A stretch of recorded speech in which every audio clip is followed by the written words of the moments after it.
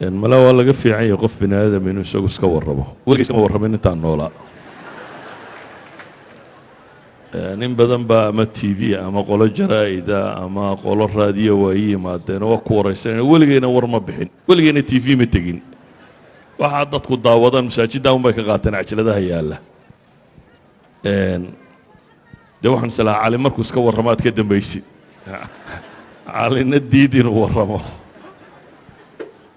marka wax badanoo aan idin sheego runtii ay idinku kordhinaysaana ma jiro wakhtigiina la lumiyo maaha anuu ragga halkan fadhiya waa ka wada da'weynaan u malaynayaa sheekh maxamed umar mala isku dhadhownahay mustafa xaj ismaaciil haaruun baa la yidhaahdaa reer wadaadaa baan ka dhashay aabbahay xaaji baa uu ku magac dheeraa nin sheekh uu ahaa awogay aw haaruun baa la odhan jiray awogay ka dambeeya aw yuusuf baa la odhan jiray reer culummo oo diin ku taxan ayaan ka dhashay reer ahaan gobolka burcaan ku dhashay wakhtigii isticmaarkaanan dhashay intii aan dowladda soomaaliya dalanin dadka geedka hoostiisa ku dhashayna waa ka mid ahay inkastoo aabbahay allah u naxariisto 45 sannadood buu cadan deganaa 1963 buu ka soo noqday laakiin dhaqanku wuxuu ahaa in islaamaha loo diro baadiyo ay baadiyo ku dhashaan iyadoo la diidan yahay dhakhtarka iyo raggaa joogiya waxaasi aanay islaamuhu rabin ee loo diro hooyadeedoo baadiyo joogta inay baadiyo lagu soo umuro intaanu walaalaanay nin qura nagaga dhashay cadan intayadii kaleba baadiyaana loo diray baadiyaanu ku soo dhalannay baadiyaha gobolka togdheer ee burco ayaan ku dhashay isagaan wax ku bartay malcaamad dugsi hoose dugsi dhexe institutekii jarmalka ee burco ku yaalay intaasaan ka baxay takhasuskaygu tumaalnimada laydhku ahaa jaamacaddii soomaaliyeed baan ka baxay 1980kii iyadana takhasuskaygu tumaal laydha baan kaga baxay korontada ya tumaalku waa farsamo yaqaan laydh baan kaga baxay jaamacadda kadibna waxaan noqday macallin dugsiga farsamada gacanta ee jarmalku dhisay ku yaalla magaalada burcan macallin ka noqday markaan muddo sanad iyo bar meelaha joogay dowladdii soomaaliyeed baa ay xidhay dowladdaas soomaaliyeed ma rabo wax badan inaan ka sheego laakiin intay meelooda wax ku xidhi jirtayba waan soo maray station police waa laygu xidhay NSS waa laygu xidhay xero gulwado waa laygu xidhay xero military waa laygu xidhay dhabarjabin waa laygu xidhay jeel waa laygu xidhay weligeyna maxkamad layma taagin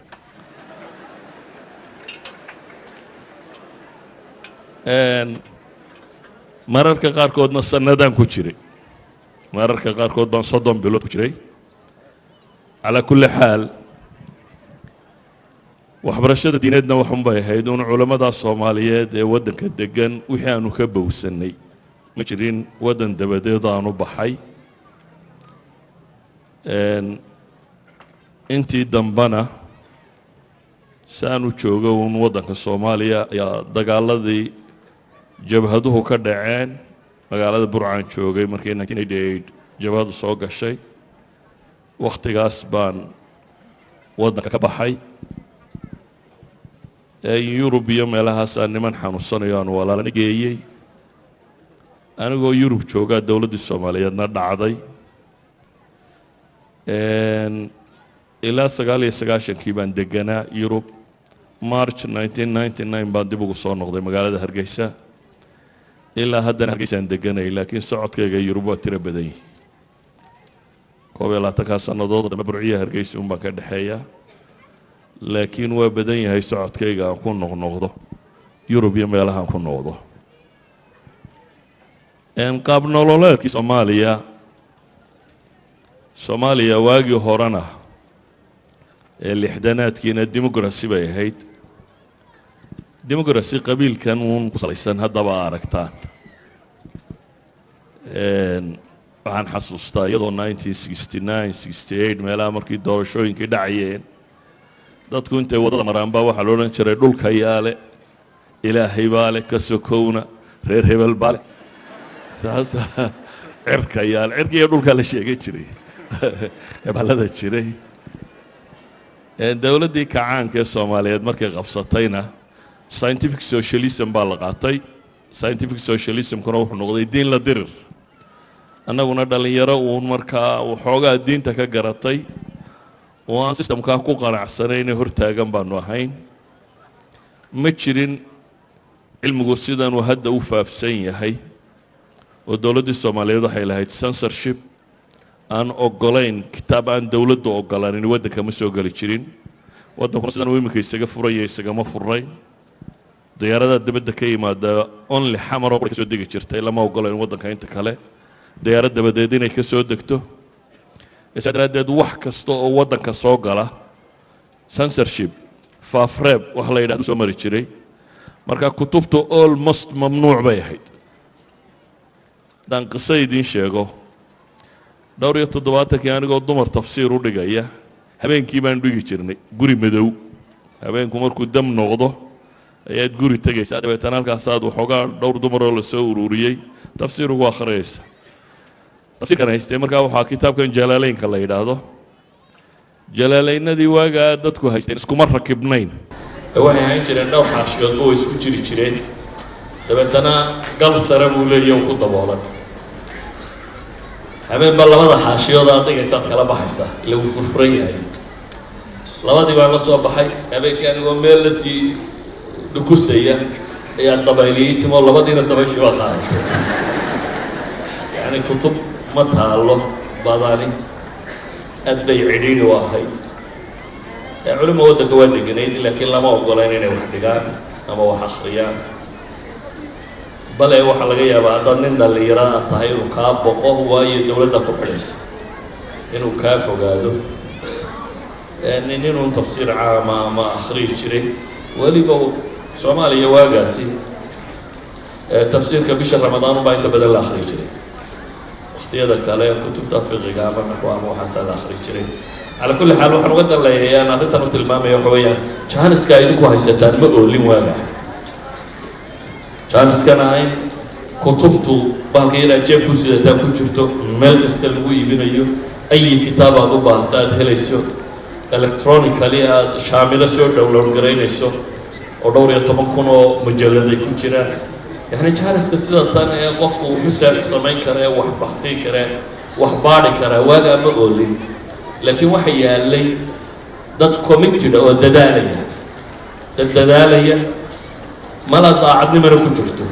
oo in Ilaahay waxa ugu dhawaadaan ay ku jirto marka anigu qadiyada aan jecel inaan ku celiyo waxa weeyaan war nicmada haysataan ku saabsiisan diintu sida ay maanta u fududahay inuu qofku barto may jirin may goolin waxay ahayd wax aad u cidhiidhiya sidaad u xasilaysaana ay inta badan ku xidhnaanayso sidaad wax u akhrido xataa iyadoo wax akhriskaagu fiican yahayna aanad helaynin wixii aad akhriyi lahayd uu cidhiidhi kugu gelayo intan dambe na dee meelaha uun Soomaalidu joogto baan wax ka sheegi jirnay anigu macallin baan ahaan jiray saa daraaddeed sheekh maan noqonin weli bana gaadhin macallinkuna daris loo diro buu soo diyaariyaa oo deedhiga waana laga yaabaa waqti aanay culamada Soomaaliyeed haysanin qalabka technology-ga inaan Yurub ka hortagay oo wax akhriyo dad wuxuu akhriyay aan xasuustaa ajaladahan ugu badan hore ee 90-yadii dadku dhageysan jireen maqaaxaan ku akhriyi jiray Soomaaliyeed oo Norway maqaaxid Somali Welfare la yiraahdo Somali Welfare Organization